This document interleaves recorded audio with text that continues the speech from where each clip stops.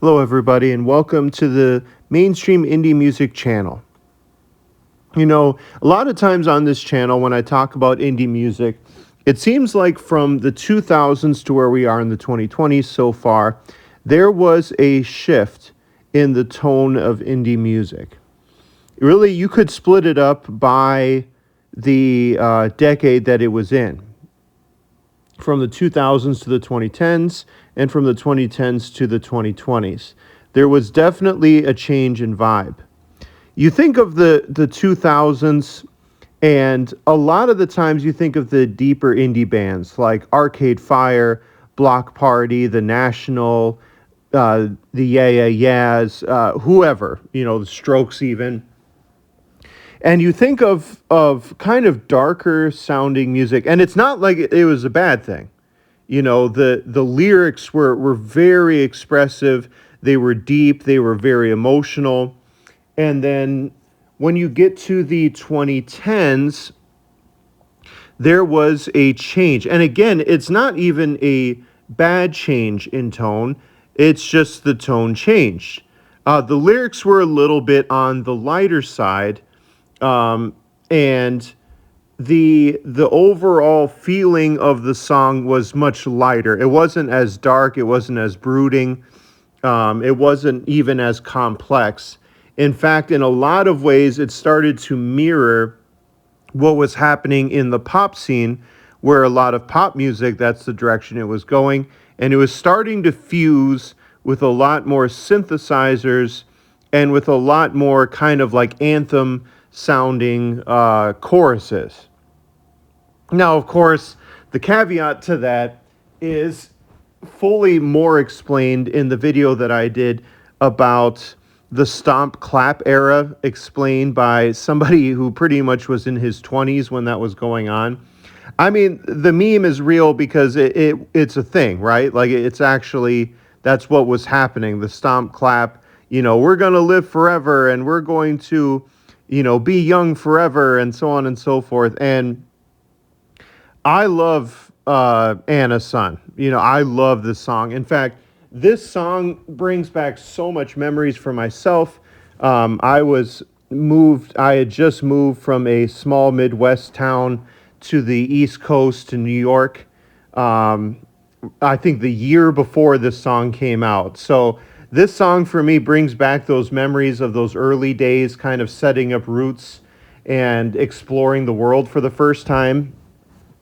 And I mean, the lyrics to it almost fit perfectly, right? But again, that was the appeal of those songs back in the 2010s, was the message was literally that, think fun, we are young, think of bands like the Lumineers, One Republic, that was the messaging back then. But anyway, I'm not going to get lost in the weeds too much about that. And I also have a video about Walk the Moon, the band itself. So today's video, we're going to just focus solely on the song itself. Now, Anna's Son was written by Nicholas, their lead singer and songwriter. And Anna's Son is an actual real person. They were the professor at his college that he was going to. And he says it's a huge dedication to her because she was very big at pushing her students at pretty much following the message of Anna's Son. And you can hear it. This song was literally written, it seems like, for that like 18 to 25-year-old demographic. You think of the chorus, it's like the house is falling apart, they don't have any money, but they got heart, they want to run out and experience the world, get into trouble. But also it's kind of funny because the song is kind of told in a reflective way, almost like, hey, we know that this moment is fleeting. We know that we're not going to stay in this area of life forever.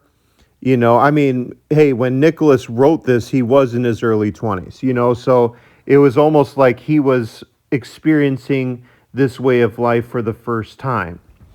The structure of the song also kind of mirrors that as well, where it kind of fades in with soft synth, The drumming is, I think, pretty much non-existent in the first few opening lines.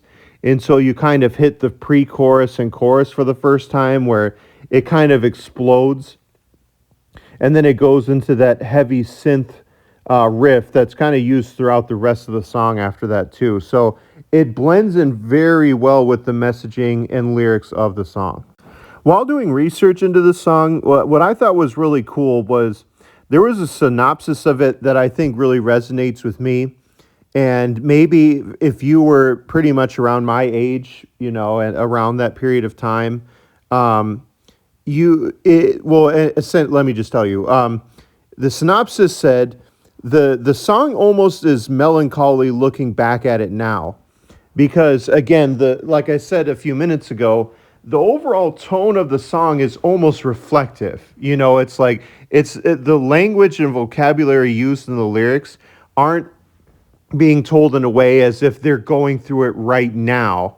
It's almost like they're looking back at this period of time of life and reflecting on it. And it's almost like a melancholy tone for some parts of the song too, where they almost want to return back, or even if the narrator was like in his 20s as he's singing this song, it's almost like he knows it's not going to last forever, and he's trying to stretch out the memory of the song. In fact, this song I would put it up in one of the top 10 songs to describe the 2010s era, because it just has that yell out chorus to it where it's very simple lyrics. It has like the bright kind of splashy synth going on in the background where it's almost like it encourages you to dance to it or hop up and down with it. And it's almost like it creates a sense of like communal feeling, where like all of us are in this together and we're all experiencing this feeling at the same time. One last touch about Anna Sun, like I said, it really does just encapsulate that 2010s era. And I feel bad for this song because Anna Sun was the song that started to put Walk the Moon on the map. They were starting to become the next like big indie band that was going to come out. And of course, they delivered, because on their very next record, they came out with the biggest hit that they have to date, Shut Up and Dance. That song is pretty much just taken over the group's complete identity. And that I might even make a future video on their very first album, because that first album just very much encapsulate who Walk the Moon is, and Anna Sun is no exception. I will hope you guys enjoyed this, and I'll see you all next week.